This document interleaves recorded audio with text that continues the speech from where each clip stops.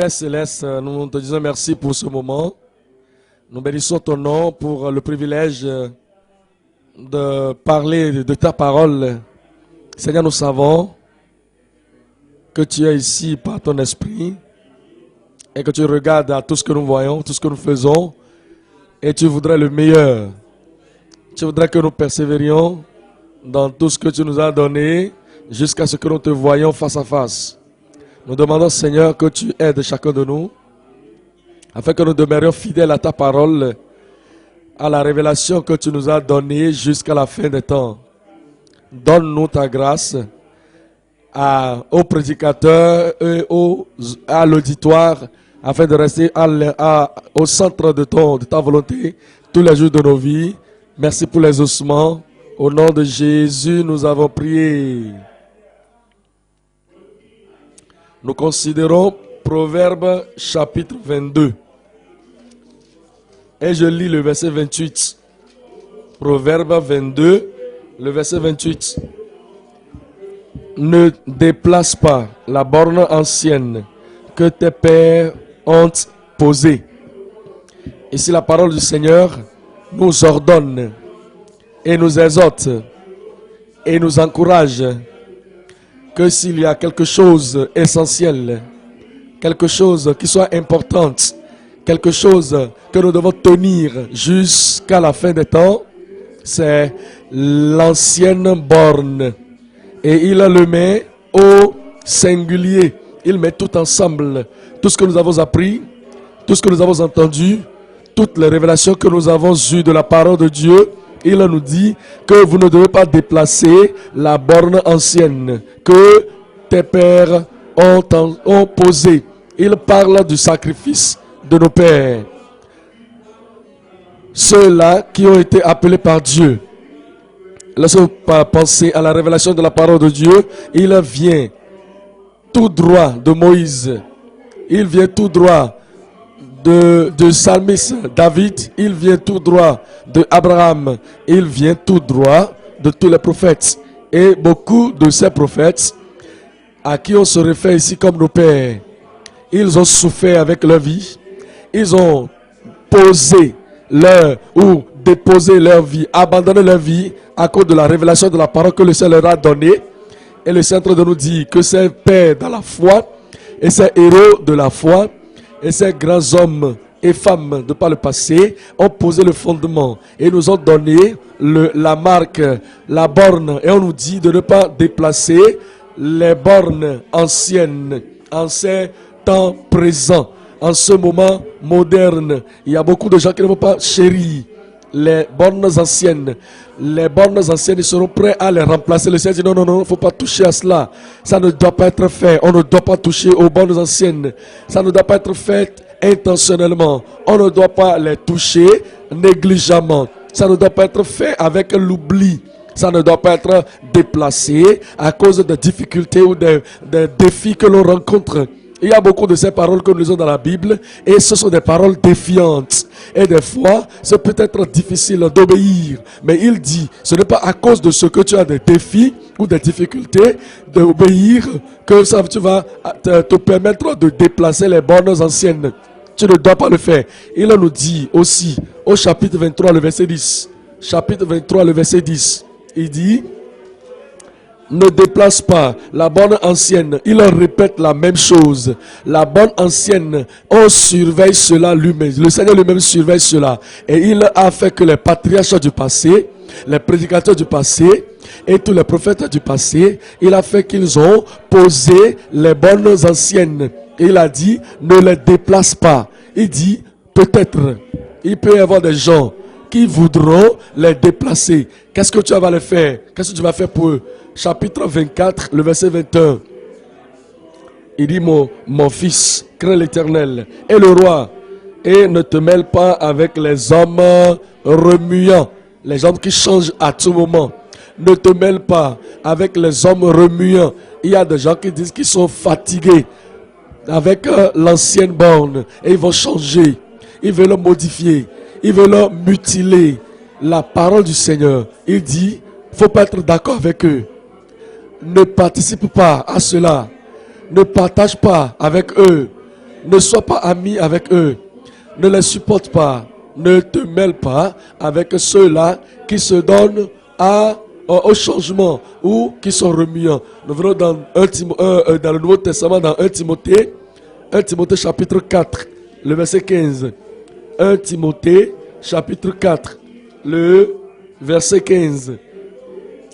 Occupe-toi de ces choses. Donne-toi tout entier à elles, afin que tes progrès soient évidents pour tous. Veille sur toi-même et sur ton enseignement.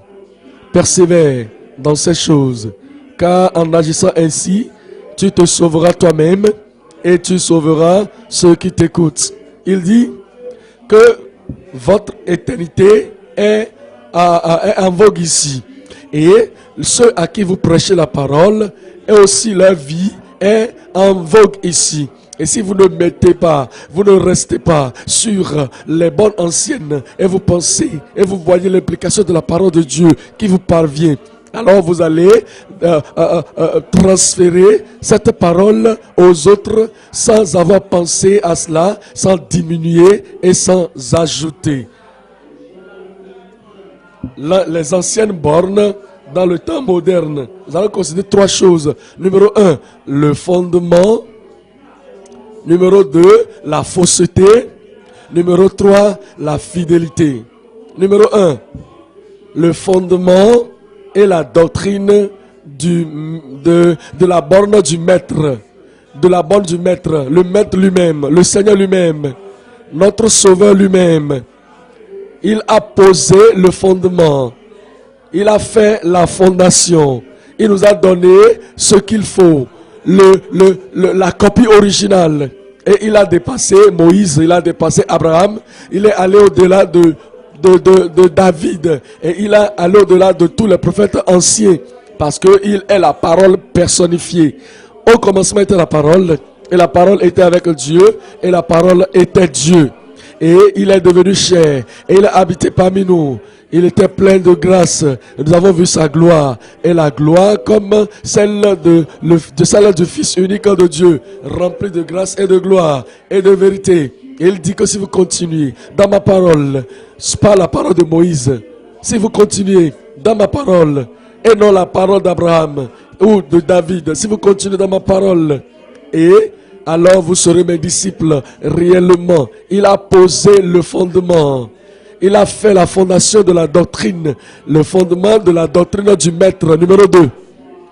La fausseté et le danger des menteurs modernes. Les faux prophètes de ce jour sont des menteurs. Les faux docteurs sont des menteurs. Ceux qui ajoutent à la parole de Dieu sont des menteurs. Ceux qui soustraient à la parole de Dieu sont des menteurs. Ceux qui changent la parole, l'ancienne borne, et qui veulent le remplacer avec la tradition des hommes, ils sont des menteurs. Avec l'enseignement des hommes, avec les doctrines des dénominations, ils sont des menteurs. La fausseté et le danger des menteurs modernes. Numéro 3, la fidélité des disciples avec la loyauté ministérielle. La fidélité des disciples avec la loyauté ministérielle. Venez au point numéro 1. Le fondement et la doctrine du maître, de la borne du maître. En 1 Corinthiens chapitre 3. 1 Corinthiens chapitre 3. Le verset 10. 1 Corinthiens chapitre 3. Le verset 10. Selon la grâce de Dieu qui m'a été donnée, j'ai posé le fondement comme un sage architecte et un autre bâti là-dessus. Mais que chacun prenne garde à la manière dont il bâtit dessus. L'apôtre Paul ici dit, le fondement compte beaucoup. Il dit, selon le bon architecte, l'architecte sage, j'ai posé le fondement. Et si vous ne bâtissez pas sur ce fondement, vous n'êtes pas sage. Si vous n'avez pas la même fondation, vous n'êtes pas sage. Si vous bâtissez sur une autre couloir, ou sur une autre borne, ou sur un autre terrain, sinon que celui que Jésus a posé, vous n'êtes pas sage. le verset 11. Il dit, le verset 11, car personne ne peut poser un autre fondement que celui qui a été posé, savoir Jésus-Christ. Jésus-Christ a posé le fondement lui-même et il est le fondement lui-même. Quand on dit Jésus le Sauveur, c'est ça le fondement. Jésus, notre sanctificateur, c'est lui le fondement. Jésus, notre guérisseur, c'est lui le fondement. Jésus, notre puissance, c'est lui le fondement. Jésus, le roi qui vient, c'est là notre fondement. Jésus, le sanctificateur, celui qui bâtit dans le Saint-Esprit, c'est ça qu'on appelle le fondement. Tout ce que nous avons cru, tout ce que nous croyons, tout ce que nous enseignons, tout ce que nous prenons nos vies pour faire, c'est le fondement de Christ. Il nous dit dans Luc chapitre 6, Luc chapitre 6, le verset 47. Luc 6, le verset 47. Ici, le Seigneur lui-même nous dit ce qui suit. Que lui a posé le fondement. Il a donné le message. Il a déclaré la vérité. Et il dit que à travers... Il dit que la vérité est suffisante pour notre sanctification, pour notre salut, et suffisante pour notre subsistance. Il est aussi suffisant pour nous amener au ciel, pour nous soutenir. Luc chapitre 6, le verset 47. Je vous montrerai à qui est semblable tout homme qui vient à moi, entend mes paroles et les met en pratique. Il est semblable à un homme qui, bâtissant une maison, a creusé bien avant et a posé le fondement sur le roc. Avez-vous remarqué le fondement d'un message de Jésus? Vous avez vu ce qu'il a dit? Avez-vous remarqué ce qu'il a proclamé? Avez-vous remarqué ce qu'il a donné? Il nous a donné la totalité de la parole dont nous avons besoin pour que nous puissions aller au ciel, pour que nous puissions réussir au jour dernier. Nous allons réussir au nom de Jésus. Je dis, nous allons réussir au nom de Jésus. Il nous a donné cette parole. Il nous a donné la vérité. Et quand nous considérons la parole de Dieu, parce que lui-même il a dit ici que celui qui écoute mes paroles, quelles sont ces paroles? Il dit, repentez-vous et croyez à la bonne nouvelle. Il a prêché la repentance. Ça c'est fondement, c'est fondation de la parole. Il dit que si vous ne repentez pas, vous allez périr comme eux-mêmes. Il dit que ce n'est pas la religion. Il dit que ce n'est pas je viens à l'église. Ce n'est pas suffisant de dire je crois. Qu'est-ce que tu crois? Il dit que à moins que vous ne repentiez, vous repentiez, vous allez périr de même. Il a parlé de la foi. Il a dit si vous ne croyez pas. Il dit que si vous ne croyez pas à celui-là qui est le chemin, la vérité et la vie, vous ne pourrez jamais rentrer dans le royaume de Dieu. Il est le chemin, il est la vérité, il est la vie. Il est le chemin qui conduit au Père. Est-ce que vous avez rappelé? Vous rappelez-vous, il a parlé de la restitution. Que lorsque vous amenez votre don à l'autel et que là vous vous rappelez que quelqu'un a quelque chose contre vous, vous ne devez pas dire ça ne veut rien dire. Ça, je vais le faire après, c'est ce qu'il sent, c'est ce qu'il veut faire. Je vais offrir mon don. Non, il a dit non, ça ne peut pas marcher. Il a parlé de la restitution, de la restauration. Il a dit de vous laisser là sur l'autel votre don et vous allez retourner à cette personne et vous allez vous excuser et vous allez régler l'affaire, l'offensé. Vous allez régler cette affaire avec lui et vous revenez pour offrir votre don. Il a parlé de la repentance, il a enseigné la foi en Christ, il a enseigné la restitution, il a enseigné la justice. Il a enseigné à propos du salut. Il a dit, je suis venu pour chercher et sauver ce qui était perdu. Ça, c'est ce qu'on appelle le salut. Il a dit, à moins que votre justice ne dépasse celle des pharisiens et des scribes, vous ne pourrez jamais rentrer dans le royaume des cieux. Il a parlé également de la pureté de cœur, la sainteté, la sanctification. Heureux ceux qui sont purs. Heureux les purs, ceux qui sont purs, ils verront Dieu. Et que si vous ne vous repentez pas, vous allez à l'église, il n'y a pas de restitution. Vous allez à l'église, il n'y a pas de foi en Christ. Vous allez à l'église, pas de justice. Vous allez à l'église, pas de sainteté, pas de pureté, pas de sanctification. Vous perdez votre temps. Et il dit que c'est inutile. Vous devez bâtir sur le fondement. Il a parlé de baptême d'eau, aller par tout le monde entier et prêcher la bonne nouvelle à toute la création. Celui qui croira et qui sera baptisé sera sauvé. Vous êtes né de nouveau, vous devez vous laisser baptiser dans l'eau. Ça, c'est ce que Jésus a déposé comme fondement. Il nous a donné, il a donné également le pain, il leur a donné le vin, et il a dit, faites ceci en mémoire de moi. Il a fondé également la Sainte Seine. Qu'est-ce qu'il a dit à propos du mariage? Regardez ceci, dans Luc chapitre 16. À propos du mariage, mari et femme, un homme, une femme, jusqu'à ce que la mort nous sépare. Luc chapitre 16. Je lis là le verset 18. Il nous dit au verset 18, dans Luc chapitre 16, le verset 18. Regardez ce qu'il dit à propos du mariage. Quiconque, un bishop, un évêque, un pasteur, quiconque, un séminariste, quiconque éduqué, un éduqué, un lettré ou un illettré, quiconque répudie sa femme et qui en épouse une autre commet un adultère. Et quiconque épouse une femme répudiée par son mari commet un adultère. Voyez-vous cela? C'est ce qu'il a enseigné ça. Et il a dit, ça c'est le fondement. Et l'apôtre Paul est venu aussi et en tant qu'un sage bâtisseur, il a déjà posé le fondement.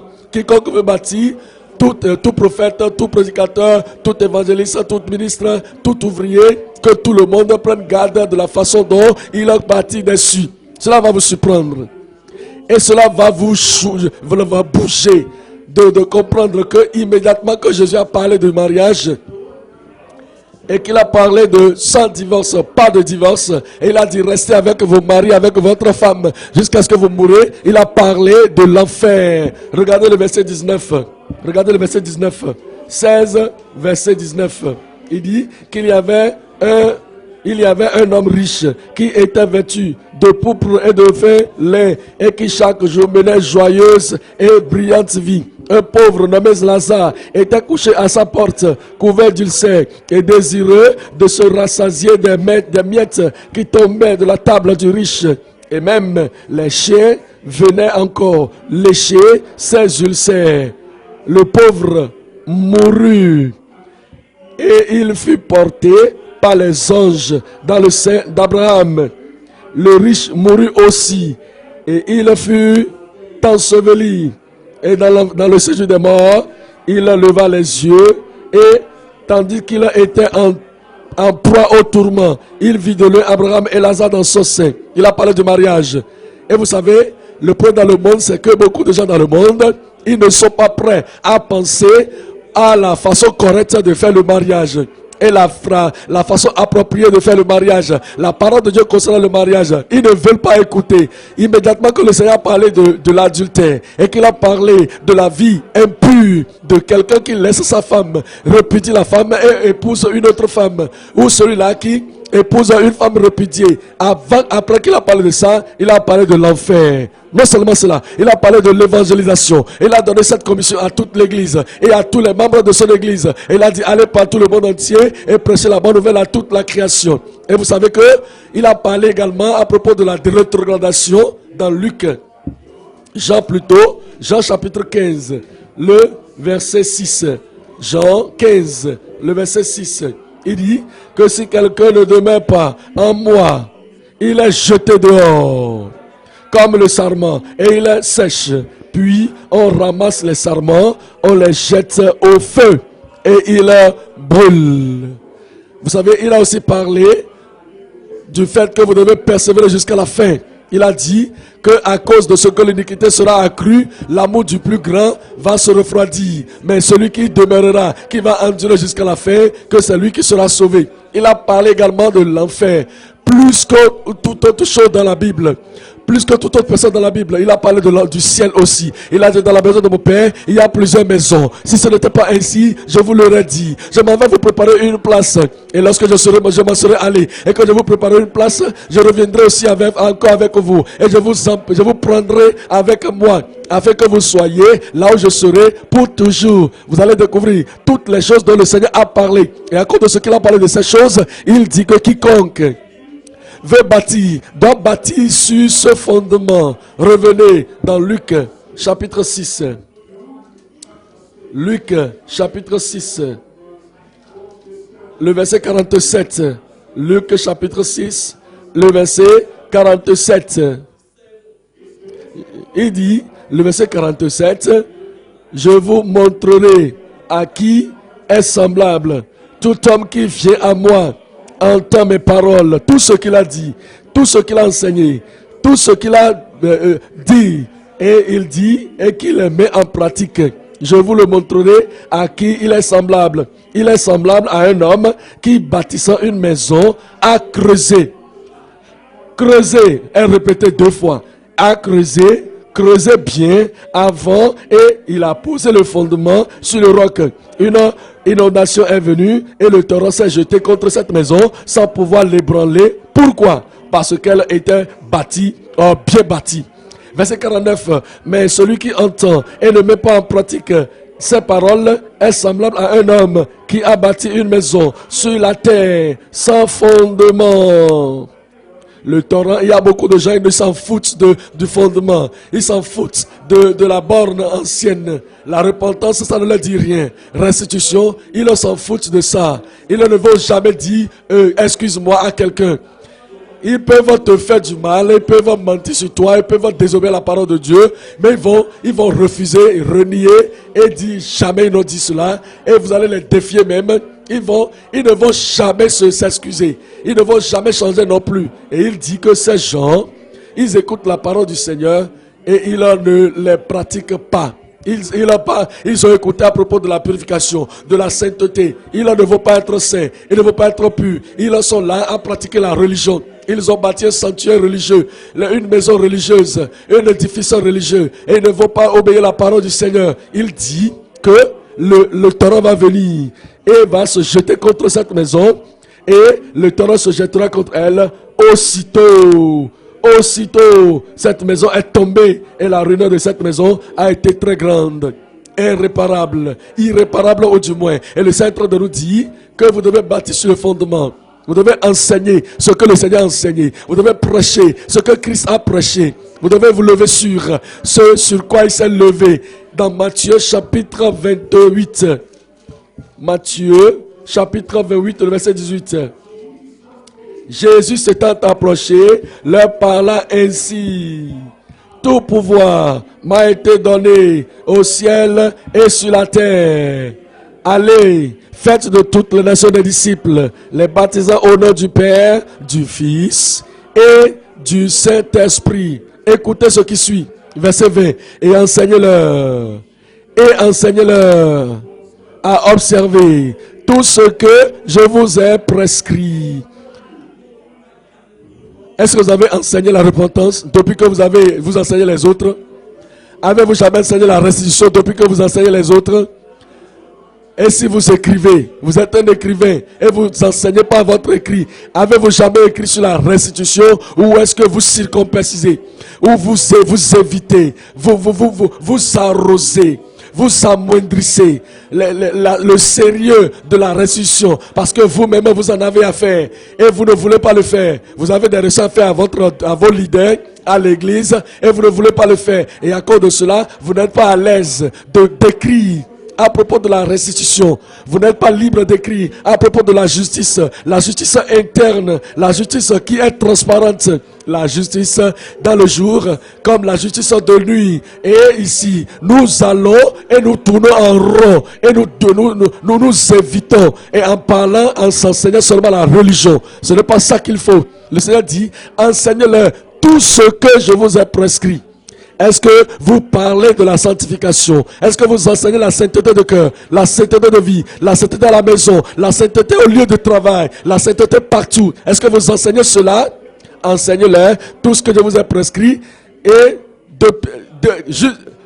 quand est-ce que vous avez parlé du baptême dans le Saint-Esprit? Vous-même, est-ce que vous êtes baptisé dans le Saint-Esprit? Avez-vous le pouvoir du Saint-Esprit dans votre vie?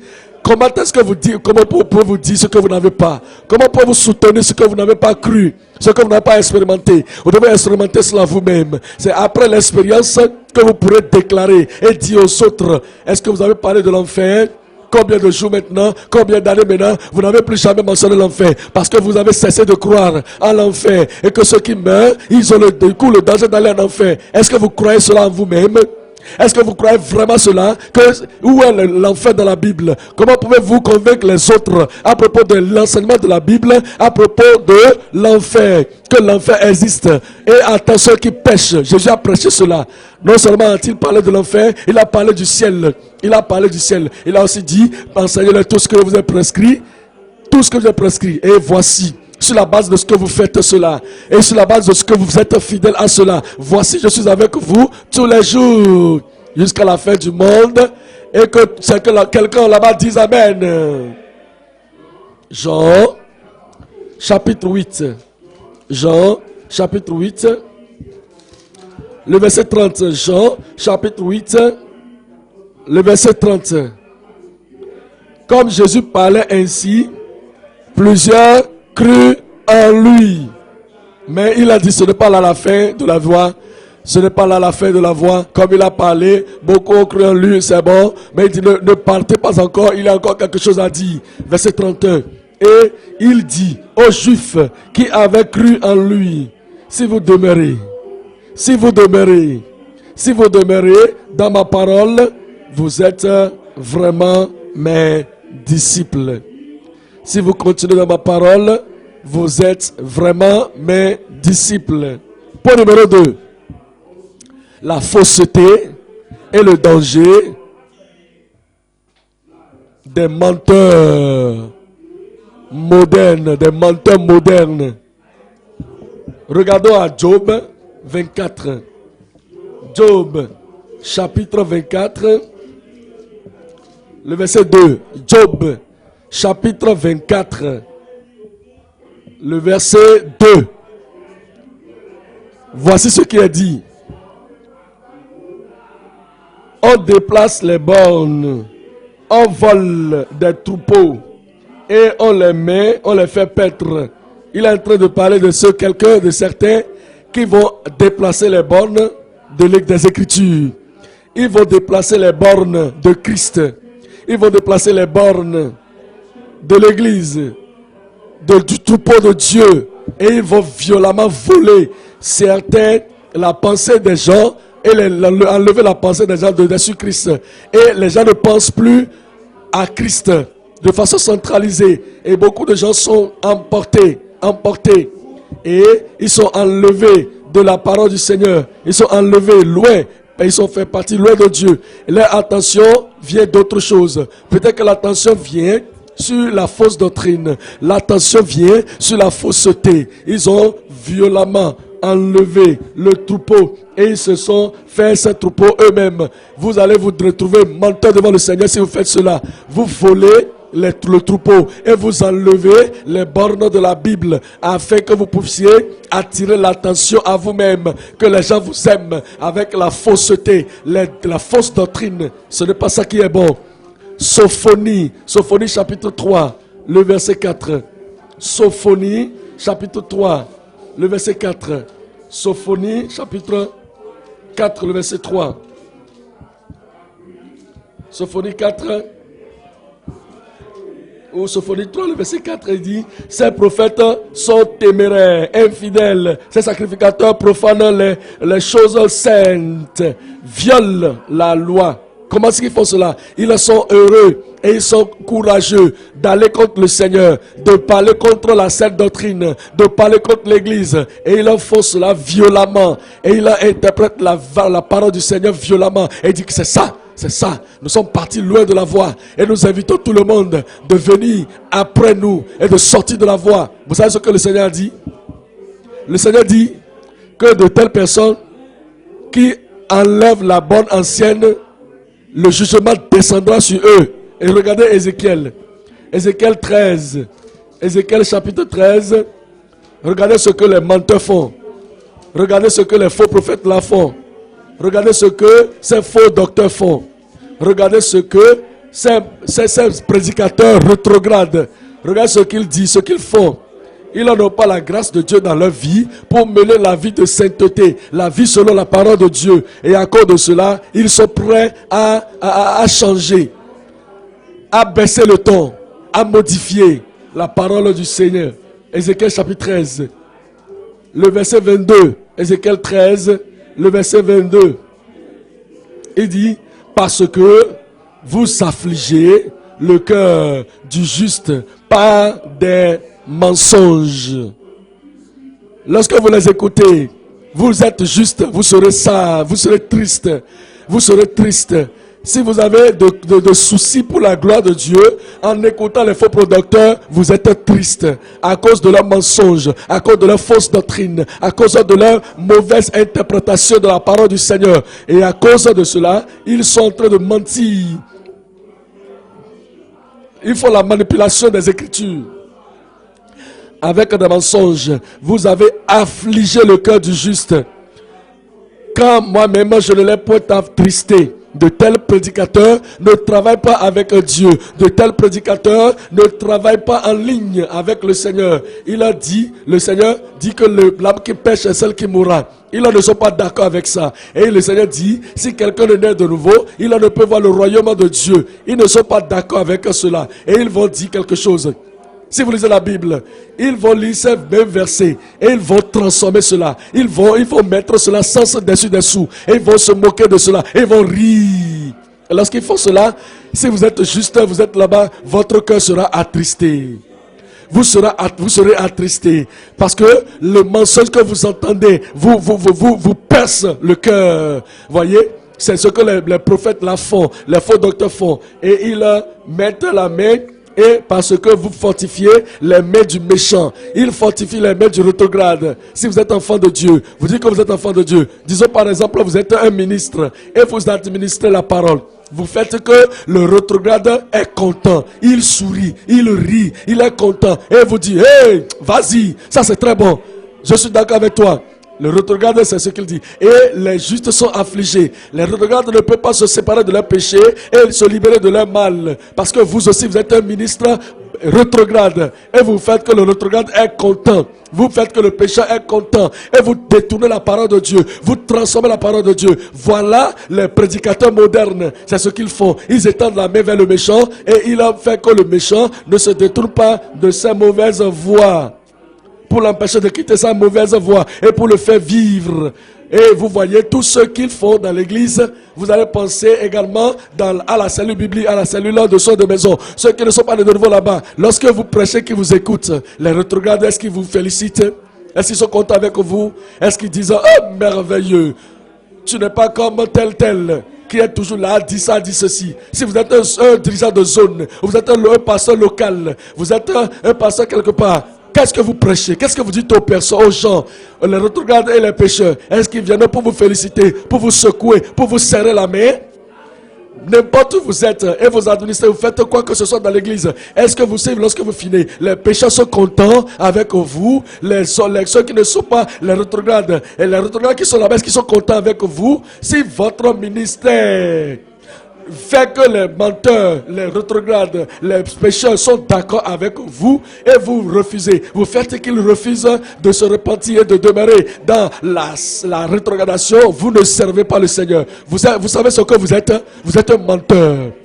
Et vous promettez le mensonge à ceux-là qui vivent dans ce genre de vie. Et ces gens vont recevoir le jugement de Dieu à la fin des temps. Regardez à Jérémie chapitre 23. Jérémie 23, le verset 13. Jérémie 23. Nous lisons le verset 13. Jérémie 23, verset 13. Dans les prophètes et Samarie, j'ai vu de l'extravagance. Ils ont prophétisé pour Baal, pas Baal. Et ils ont égaré mon peuple d'Israël.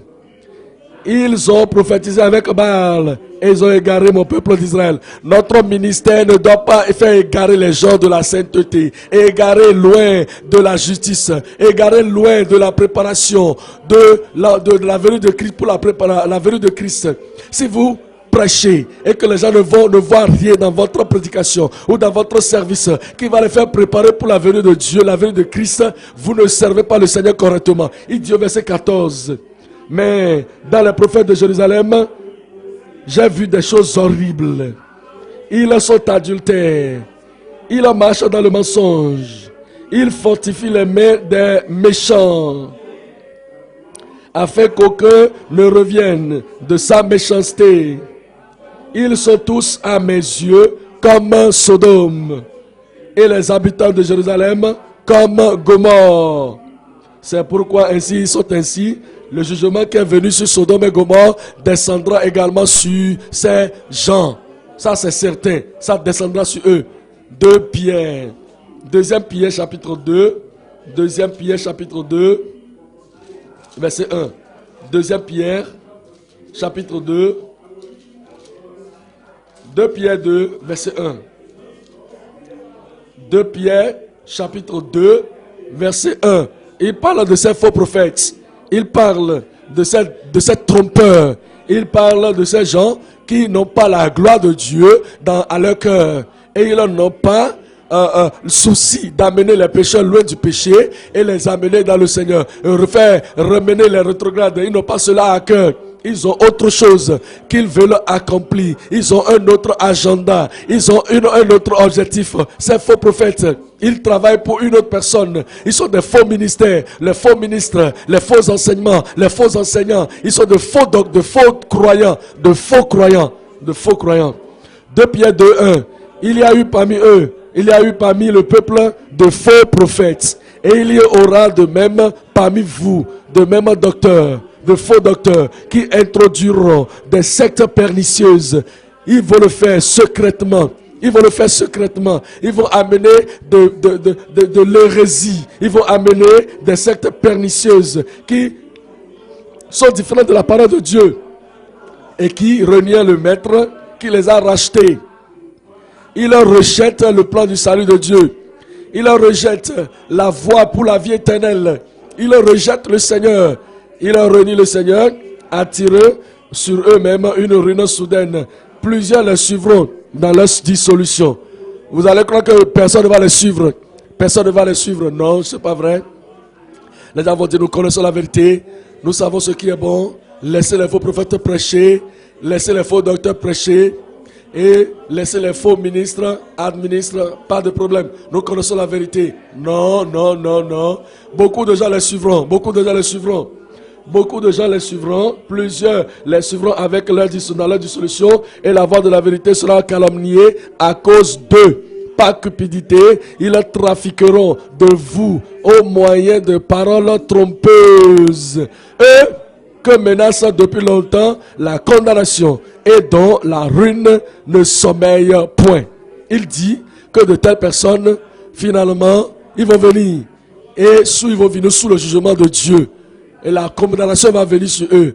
Vous ne pouvez pas enseigner aux autres ce que vous ne savez pas. Vous ne pouvez pas amener d'autres au ciel. Si vous-même, vous ne pouvez pas aller au ciel.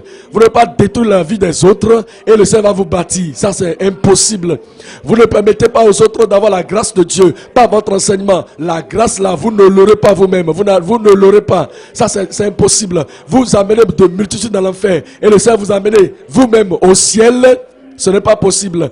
Si vous êtes évêque ou qui que ce soit que vous soyez, vous vous nommez prophète, vous nommez évêque, ça ne veut rien dire devant le Seigneur. Si vous conduisez les gens en enfer, vous allez les suivre en enfer. Il n'y a rien à faire. Regardez le verset 19. Regardez le verset 19.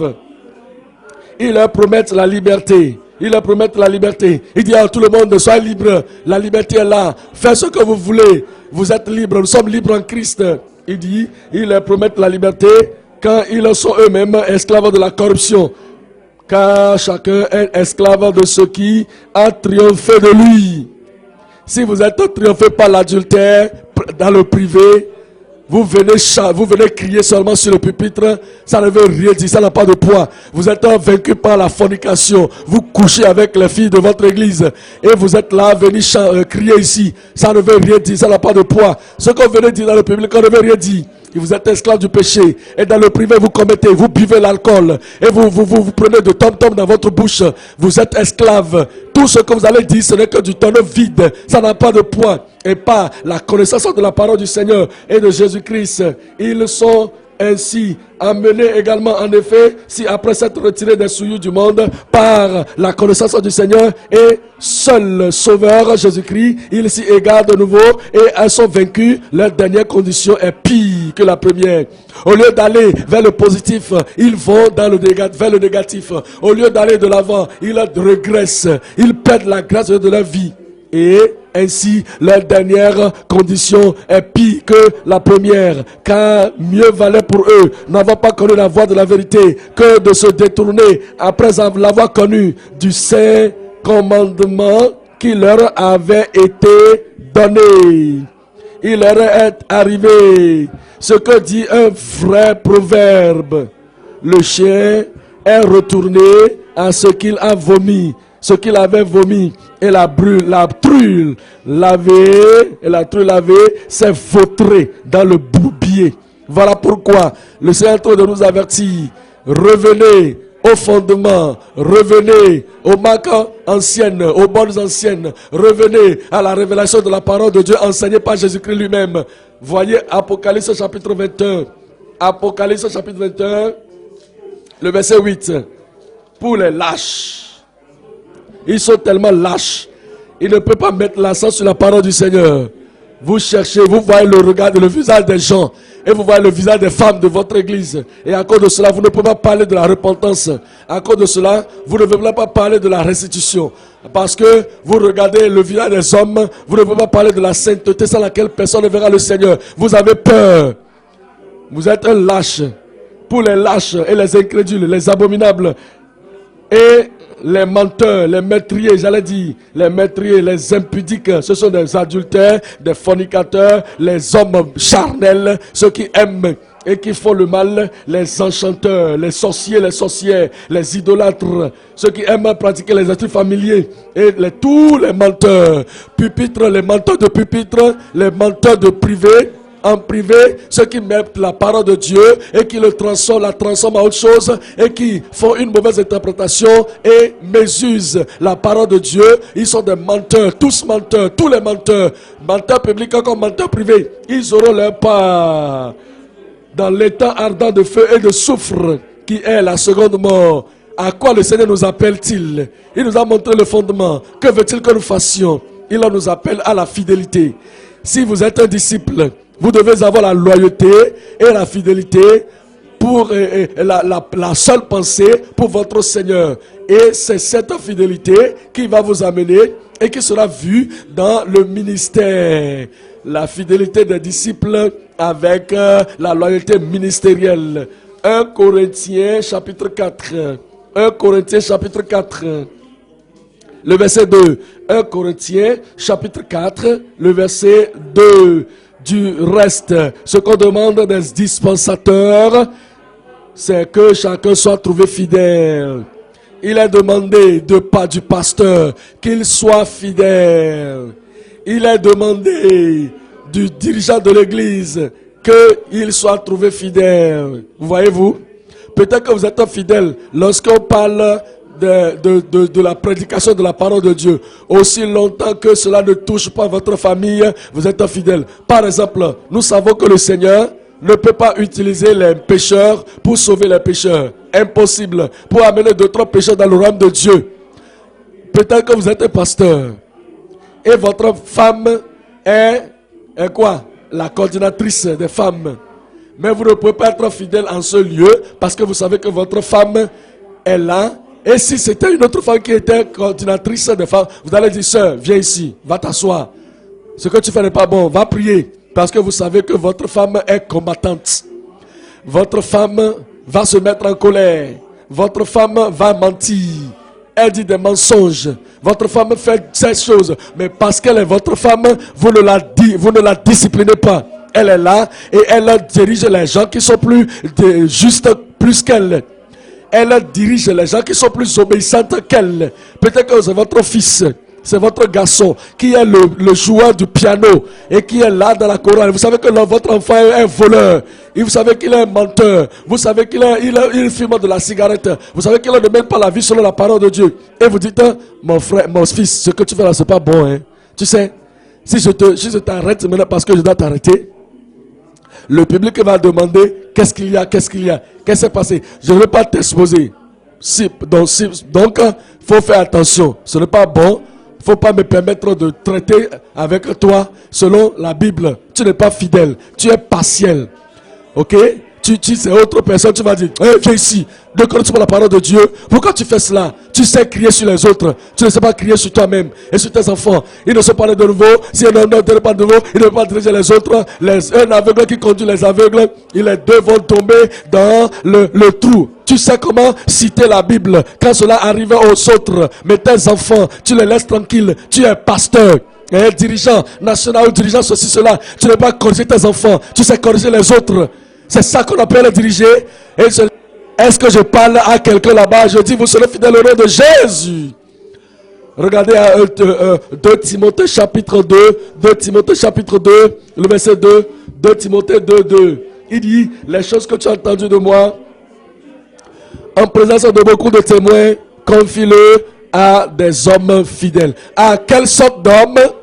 Des hommes fidèles, qui soient capables de l'enseigner aussi à d'autres. Il n'y a pas de tribalisme ici. Il n'y a pas de sectionnalisme ici. Il n'y a pas de favoritisme ici. Vous devez donner cela à des gens fidèles. Ce n'est pas parce qu'il est mon frère, non. Mais des gens qui sont capables d'enseigner d'autres personnes. Nous ne pouvons pas, vous savez, choisir pour vous. Vous êtes libre de vous marier à un croyant ou à une croyante. Prenons l'exemple, vous êtes pasteur. Prenons l'exemple que vous êtes un dirigeant national ou vous êtes le dirigeant clé dans l'église de Dieu vivant. Vous voulez vous marier. Vous êtes libre. Mariez-vous à qui vous voulez. Mais si vous vous mariez à un nouveau converti, vous vous mariez à quelqu'un ou quelqu'un qui ne connaît pas les doctrines de la Bible.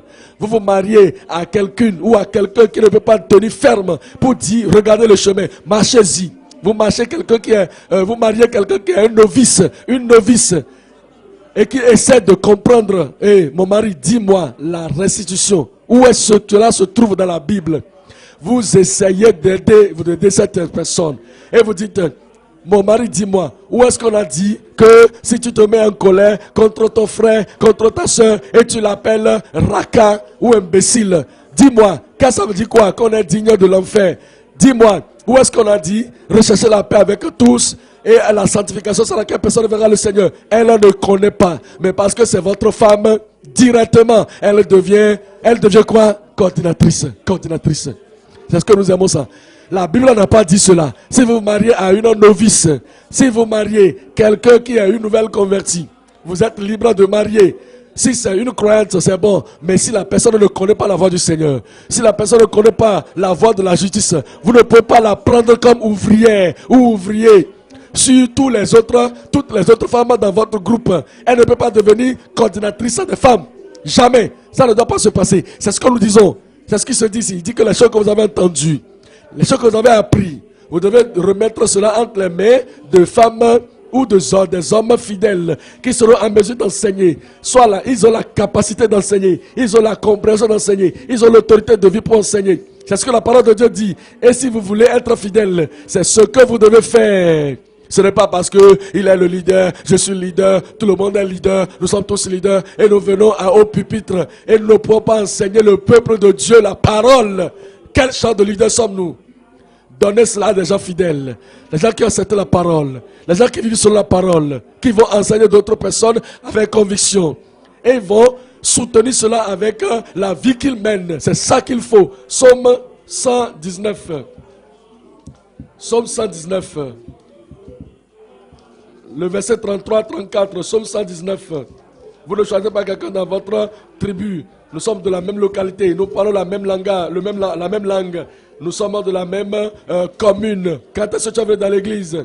Je suis venu l'année dernière. Qu'est-ce que tu connais? Je suis né de nouveau. Tu es né de nouveau? Mais je n'ai pas quelqu'un de chez moi, dans ma commune, de mon village, qui est ici. Alors, qui est dirigeant ou bien qui est pasteur? Ok. Tu es né de nouveau l'année dernière. C'est ça, non? On va t'appeler pour l'interview. On va te poser telle question. Prends un bic, écris. Quand on te pose cette question, réponds ici. Quand on te pose ceci, réponds ici. Tu es un fornicateur. Tu n'es pas fidèle. Tu n'es pas là pour servir le Seigneur. Tu es là pour servir ta tribu, ta commune, ta langue. Nous sommes tous de cette commune, nous allons nous aider. Le Seigneur va t'enlever de là. Au nom de Jésus. Que quelqu'un me dise Amen là. Psaume 119, le verset 33. Enseigne-moi, Éternel, la voie de tes statuts, pour que je la retienne jusqu'à la fin. Voilà la consécration. Voilà la consécration. L'engagement de quelqu'un qui dit, je sais que c'est la voie juste. Je sais que c'est la voie, ce que je dois faire. Enseigne-moi, Seigneur, la voie, ta voie, et je vais tenir cela jusqu'à la fin. Donne-moi la compréhension et je garderai ta voie. Donne-moi de l'intelligence pour que je garde ta loi et que je l'observe de tout mon cœur. On ne sait pas le Seigneur avec le cœur à moitié. Avec un cœur à moitié. Non, on sait le Seigneur de tout son cœur. Et on s'engage au Seigneur de tout son cœur. Regardez 1 Roi 22. 1 Roi chapitre 22. Nous lisons le verset 1 Roi 22. Le verset 32, le verset 13, verset 13, le messager qui était allé appeler Michée lui parla ainsi. Voici les prophètes d'un commun accord prophétisent du bien au roi. D'un commun accord, les prophètes prophétisent le mensonge au roi. Et ils ont dit cela en unité, en cœur. Et je te prie, que ta parole soit donc comme la parole de chacun d'eux. Annonce du bien. Voilà le faux prophète qui essaie d'influencer Michée, le vrai prophète. Et Michée lui répondit, l'Éternel est vivant. J'annoncerai ce que l'Éternel me dira. J'annoncerai ce que le Seigneur me dira. Si vous êtes un homme fidèle, quelqu'un, un rétrograde vient vous dire de marcher sur la voie de la rétrogradation et de dire ce qui est mauvais et de faire ce qui est mauvais, vous devez être en mesure de dire non, moi je suis engagé pour le Seigneur, j'ai donné ma vie, ma destinée, mon futur au Seigneur, je ne peux pas faire cela. Vous devez être en mesure de le dire et vous devez vous engager totalement au Seigneur ainsi. Alors vous savez que vous allez faire, vous allez dire seulement ce que le Seigneur vous annoncera. Il nous dit que c'est seulement lorsque nous tiendrons et que nous tiendrons ferme à cette vérité jusqu'à la fin que nous serons sauvés. Et c'est ainsi que nous serons en mesure de voir le Seigneur au dernier jour. Hébreux 3. Hébreux chapitre 3. Le verset 6. Hébreux chapitre 3. Le verset 6. Voici ce que le Seigneur nous dit. Parce qu'il espère que nous soyons fidèles jusqu'à la fin. Hébreux 3. Le verset 6. Mais Christ l'est comme fils sur sa maison. Et sa maison, c'est nous. Pourvu que nous retenions jusqu'à la fin la ferme confiance et l'espérance dont nous nous glorifions. Tout ce que vous avez appris, si vous êtes fidèle à cela jusqu'à la fin et que vous tenez fermement à cela, vous n'allez pas permettre à ce que cela s'échappe de vos mains, alors vous serez un participant du royaume de Dieu. Le verset 12. Prenez garde, frères, que quelqu'un de vous n'ait un cœur mauvais et un cœur incrédule, au point de se détourner du Dieu vivant. Vous étiez avec le Seigneur par avant, vous étiez en train de servir le Seigneur, vous étiez sauvés, vous avez fait vos restitutions, vous étiez sanctifiés, vous êtes remplis du Saint-Esprit et vous aviez été fidèles au Seigneur. Allez-y, continuez dedans jusqu'à la fin. Verset 13. Mais exhortez-vous les uns les autres chaque jour, aussi longtemps qu'on peut dire aujourd'hui, afin qu'aucun de vous ne s'endurcisse par la séduction du péché. La séduction du péché. La séduction des choses de ce monde. Le verset 14, car nous sommes devenus participants de Christ, pourvu que nous retenions fermement jusqu'à la fin l'assurance que nous avions au commencement. C'est ce à quoi le Seigneur nous appelle. Il dit, tenez cela fermement, jusqu'à ce que la fin soit. Toutes les doctrines que nous avons apprises, la façon de mener la vie que le Seigneur nous a révélée, tenez cela jusqu'à la fin, afin que vous ne perdiez pas votre âme, que vous ne perdiez pas votre récompense, que vous ne perdiez pas votre couronne. Apocalypse chapitre 22.